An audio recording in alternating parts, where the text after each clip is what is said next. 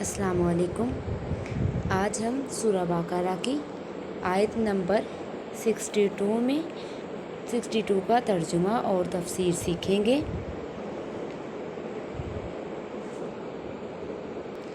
जिसमें अल्लाह पाक फरमा रहे हैं कि जो ईमान लेकर आए हैं उन पर अल्लाह का कोई खौफ नहीं होगा और ना वो गमगीन होंगे और उनके लिए अल्लाह के पास बहुत अजर अज़ीम है। और जो बेदीन हुए और यहूदी हुए और नसारा हुए तो फिर उनके लिए जो अल्लाह पाक के पास सज़ा है। चलिए सबसे पहले हम अपनी आयत नंबर 62 ओपन कर लेते हैं।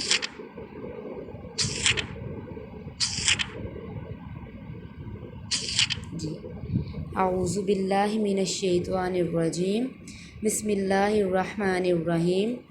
इन्नल्लज़ीना आमनू, बेशक वो लोग जो ईमान लाए, वल्लज़ीना हादू वन्नस्वारा, और वो लोग जो हादू यहूदी हुए, वन्नस्वारा और नसारा, वसाबीना और जो बेदीन हुए, मतलब कि जिनका कोई दीन नहीं होता।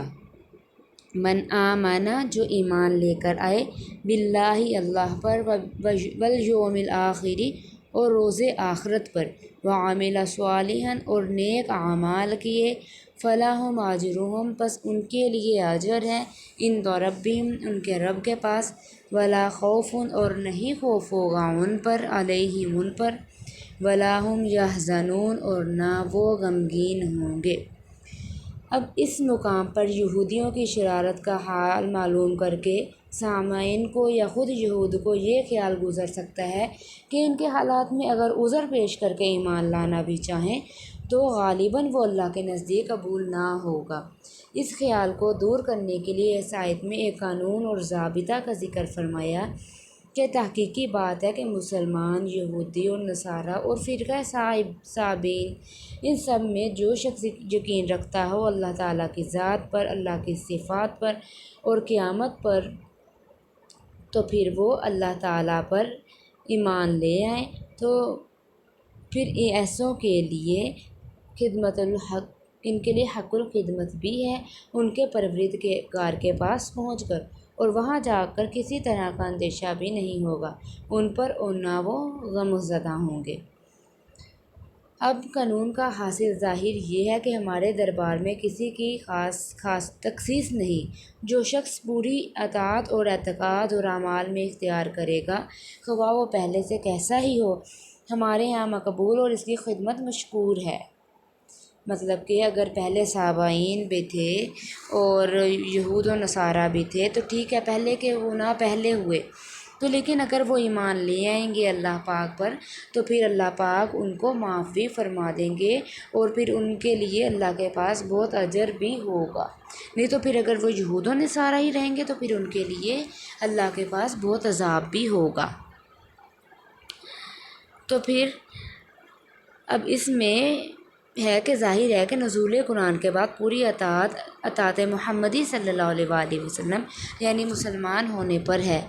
मतलब ये है कि जो मुसलमान हो जाएगा मुस्तहिक़ निजात होगा। इसमें इस ख्याल का जवाब हो गया, यानी इन शरारतों के बाद भी अगर मुसलमान हो जाएं तो हम सब मुआफ़ करेंगे। और साइबीन एक फ़िरका था जिसके मुअतक़दात और तर्ज़ अमल के बारे में चूँकि किसी को पूरी तरह पता ना चला, इसलिए मुख्तलिफ़ अक़वाल हैं इसके बारे में।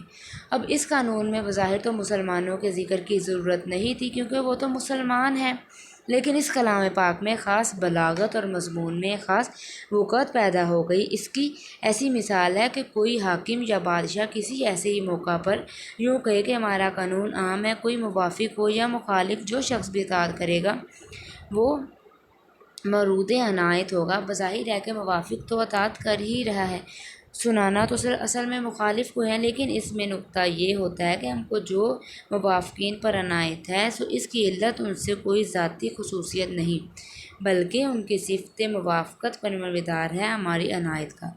सो अगर मुखालिफ भी इख्तियार करे तो वो भी इस मुवाफ़िक के बराबर हो जाएगा। इसके लिए मुखालिफ के साथ मुवाफ़िक को भी ज़िक्र कर दिया गया। کہ اگر یہود و نصارہ بھی ایمان لے آئیں گے تو پھر وہ بھی مسلمان دل سے اللہ کی اطاعت کریں گے، نیکیاں کریں گے، نماز ادا کریں گے تو ان کے لیے بھی مسلمانوں کے برابر ہی اجر و عظیم ہوگا۔ اب صابئین کیا تھے؟ وہ صابئین اور صابئین بے دین۔ تو بعض اس میں فرماتے ہیں کہ وہ چاند ستاروں کی پوجا کرتے تھے، بعض کہتے ہیں کہ ان کا کوئی دین بھی نہیں تھا۔ تو اب اس کے بارے میں اللہ پاک ہی بہتر جانتے ہیں۔ چلیں آج کی ہمارا ترجمہ اور تفسیر یہاں پر ہی کمپلیٹ ہو گیا۔ الحمدللہ، صدق اللہ العظیم۔